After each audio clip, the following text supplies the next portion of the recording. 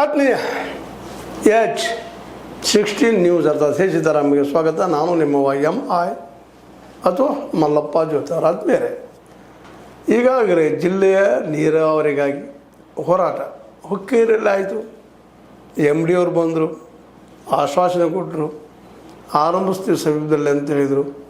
2 ತಿಂಗಳ ಸಮಯಾವಕಾಶ ತೆಗೆದುಕೊಂಡು ಕೆಲಸನೂ ಶುರು ಮಾಡಿದ್ರು ಅಂತೇಳಿ ನಂಬಿಕೊಂಡು ನಮ್ಮ ಚೋನಪ್ಪ ಪೂಜಾರಿ ಮತ್ತು ಶಶಿಕಾಂತ್ ಗುರೂಜಿಯವರು ಆ ಹುಕ್ಕೇರಿ 4 ದಿನದ ಬಂದ್ ಮಾಡಿ ಈಗ ಸಾಲಹಳ್ಳಿ ಕಡೆಗೆ ಬಂದಿದ್ದಾರೆ. ಪಾದಯಾತ್ರೆ ನಮ್ಮ ಗೊಡ್ಚಿ ಈರಣ್ಣನ ಗುಡಿಯಿಂದ ಸಾಲಹಳ್ಳಿವರೆಗೆ ಮಾಡಿದ್ದಾರೆ. ಅಲ್ಲಿಗೆ ಹೋರಾಟಗಾರರು, ರೈತ ಹೋರಾಟಗಾರರು, ಅಲ್ಲಿ ಸಹಿತ 2 ಏತ ನೀರಾವರಿಗಳು, ಒಂದು ವೀರಭದ್ರೇಶ್ವರ ಏತ ನೀರಾವರಿ, ಇನ್ನೊಂದು ಬಸವೇಶ್ವರ ಏತ ನೀರಾವರಿ.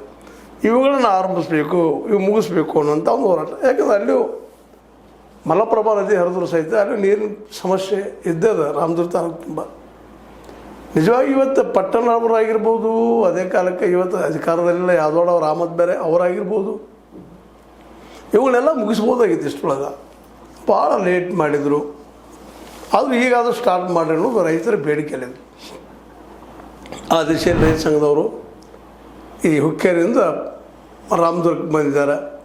ಅಲ್ಲೇ ವಿಶೇಷವಾಗಿ ಈ ಸಂದರ್ಭದಲ್ಲೇ ನಮ್ಮ ಏನಪ್ಪ ಅಂದ್ರೆ ಚೋನಪ್ಪ ಪೂಜಾರಿ ಅವರು ಬೇಡಿಕೆಯನ್ನು ರೈತರ ಪರವಾಗಿ ಇಟ್ಟ, ಇದಾದ್ರೆ ಶೀಘ್ರ ಆಗ್ಬೇಕ್ರಿ, ನಾವು ಜಲ್ದಿ ಸ್ಟಾರ್ಟ್ ಮಾಡ್ತೀವಿ ಅಂತ ನೀವು ಬರೆದು ಕೊಡಬೇಕು ನಮಗೆ, ಇಲ್ಲಾದ್ರೆ ನಾವು ಇದನ್ನು ಹೋರಾಟ ಮುಂದುವರಿಸ್ತೀವಿ, ಮತ್ತು ನಾವು ರೈತರಿಗೆ ಕೊಡ್ಕೊಂಡು ನಾವು ಜನದವರು ನೀವು ನೀರು ಒದಗಿಸುವವರೆಗೆ ನಾವು ಮುಂದುವರಿಸ್ತೀವಿ ಅನ್ನೋಂಥ ಮಾತನ್ನು ವಿಶೇಷವಾಗಿ ಅವರು ಚೋನಪ್ಪನವ್ರು ಮಾತಾಡ್ತಾ, ರೈತ ಸಂಘದ ಅಧ್ಯಕ್ಷರು, ಏತ ನೀರಾವರಿ ಯೋಜನೆಗಳನ್ನು ಶೀಘ್ರದಲ್ಲಿ ಆರಂಭಿಸುವುದಾಗಿ ಅಶೋಕ್ ಪಟ್ಟಣ ಅವರು ಸ್ಥಳಕ್ಕೆ ಆಗಮಿಸಿ ಲಿಖಿತವಾಗಿ ಭರವಸೆ ನೀಡಬೇಕು, ಇಲ್ಲದಿದ್ದರೆ